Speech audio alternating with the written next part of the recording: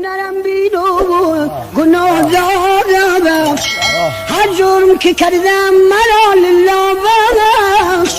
از بادی هوا تسکین را مفروش، ما را به سری خاک رسول الله بخش. باز در جلوه در آن نغمه سرا وخده کشا، توتی فکرت و ترنم بنما. فکر شرا ذکر خدا در دل و جان، از دل و جان ورد زبانم ده خدا را. او کریمی که بود خالق اشیا، احد فرد توانا سمد قادر یکتا. ز سراتا و سریام همه جازر و پیدا، همه را دیده بینا ملکی واحد یکتا. که او من بی ولد است بی بدل است و یقین بی خلل است و احد است و ازل است. من و توحید خداوند کجا قوت ما را؟ باز میگن ناطق حلالش نرسد کس و جلالش، نبرد پی به وصالش متفکر ز جمالش. شب و روز و موسالش که ز قدرت من خورشید منور کند و باز با آن آند و گل آرد و از صنع کشد چشم از خارا. مرغ از بیضه برآرد پس از آن بال و پر آرد، شب ظلمت قمر آرد به سری بی پدر آرد. پدری را پسر آرد دیگری را دیگر آرد، ز گلی نی شکر آرد ز بقرن بر سرا. پادشاهی است که ورم نه شریکی است نه مانند، نه کیش است نه پیوند، نه جفت است نه فرزند. کریم است که درمان درونی همه را و شفا بخش. به هر غم زده یار است و دل آی فگار است، برساند بنوازد مرحمتش و گدارا. ثانی لم یزلی خالقی اشیا، خداوند زمینی خداوند جهانی، خداوند کلامی و شکوری و رؤوفی و دودی و قدیمی و قدیری، بصیری و علیمی و حکیمی. کجا پی برد ز بیابان صفاتت علما و فضلا و فقها و فقرا. بعد از حمد خودم نعت رسول عربی، عجمی مکری مدنی قریشی، که بود مقصد و مقصود دو عالم به همه جسم مقدم. سبب آدم و خاتم که بود سید و سرور و صفات از همه بهتر، که خدا کرده قبولش به همه چیز رسولش. بنموده بستوده در الطاف کشوده، بینگر لطف خداوند هزارا. خواجه یرد و سرا شمع و دا بدر و دجا، عین عطا فخر رسول بر سر پل. مقصد کل دیدیم صدره نشین، گشته چونین میر زمین. مای زمان شافی ما هم به خدا، روز جزا جرم و خطا را. قصه کوتاکی از آنجا شد و بالاتر و بالا شد، بر فوق ثریا شد، بر گنبد خود را شد، نزدیک به یکتا شد، از بر دلی ما شد. دریا مقامی که نبیند کسی غیر محمد، به هر پایه آن قصد نظر کرد طلب کرد نقارا. پس خواست نبی که نعلین ز عجلین برون آرد و پس صدره رود سید کونین. که نام الهی به نبی شد که یا سید والی، مکن پای تو خالی ایا سید کونین. در آفا و نعلین که از گرده تگ نعلین تو باشمد، شرف منزل با رفعت ما را. پس نبی زود به فرموده معبود جان، پای به نعلین در آورد بشد داخل بعدیمی عدمی محترمی داور بی مثل، که ندیده است نبیند کسی غیر محمد روش قاعده آل وفارا. لا مکان دید مکان دید نترسید نخندید، چه گلهای عجب شید به یکی پرده نمایان شدم. از غیب به نبی داد سلامم و نبی داد جوابم. در افتاد به سجده و ثنای ملک العرش، پس از همچنین خواند دعا را که الهی به حق جاه و جلالی خود و قدر من و اعجاز رسولان، که امین امت فرمعصیتم را ز سفید و ز سیاه و ز شقی و عربی و عجمی آزاد بگردان جمیع صغرا و کبرا را. گفت ای خدا هستون من هم التجا دارم، امتان بیچارم در غم و بلا دارم. از این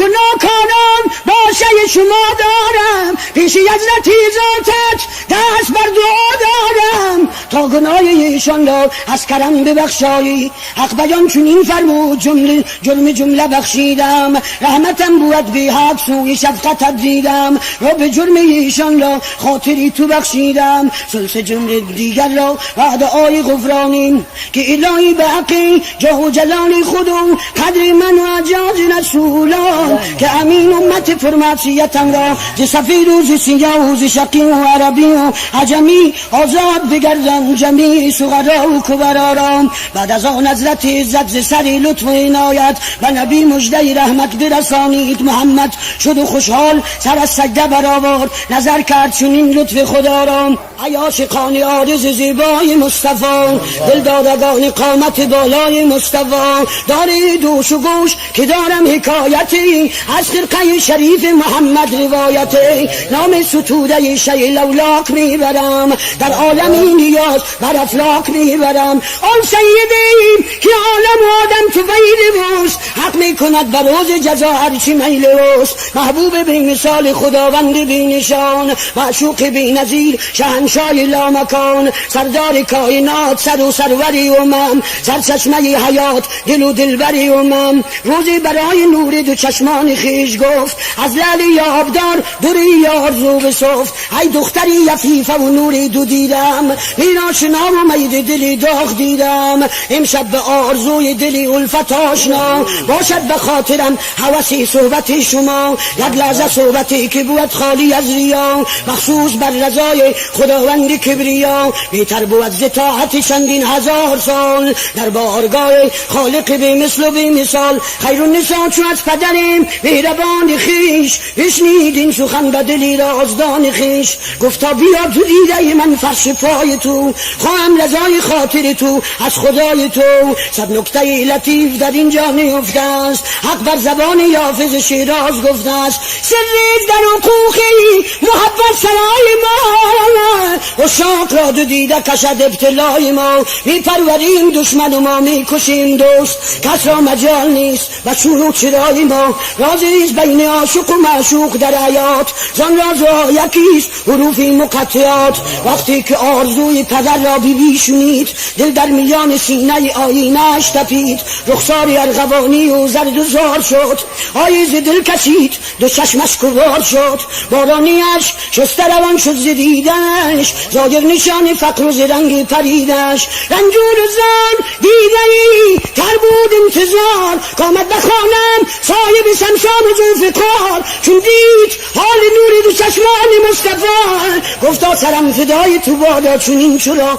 زار و حزین و حال پریشان نشسته ای، دروازه خوشی بر رخی خویش بسته ای. آزرده خاطری تو چرا نوری دیدم، بردی توان و تاب دلی غم کشیدم. سروی بهشت و باغ تمنای مصطفی، فرمود در حضور علی شاه اولیا. کردست آرزو پدر مهربان من، که امشب زرای میر شود میهمان من. اما به خانه نیز غذا تا برایشان، سازم تهیم ای سر و جانم فدایشان. از همسری عزیزه خودشای اولیا، بشنید نکته‌ای که نداریم ما غذا. شیر خدا وسیع نبی گفت این چنین، که جوهر شریف مکن خاطرت از این. در خانه هرچی هست به بازار میبرم، پولش غذا به سید مختار آورم. دختر نبی برای علی گفت نزد ما، نبود به غیر خرقه سیار انبیا. او را ببر به جانب بازار زودتر، بفروش قیمتش 2 سنان جوین بخر.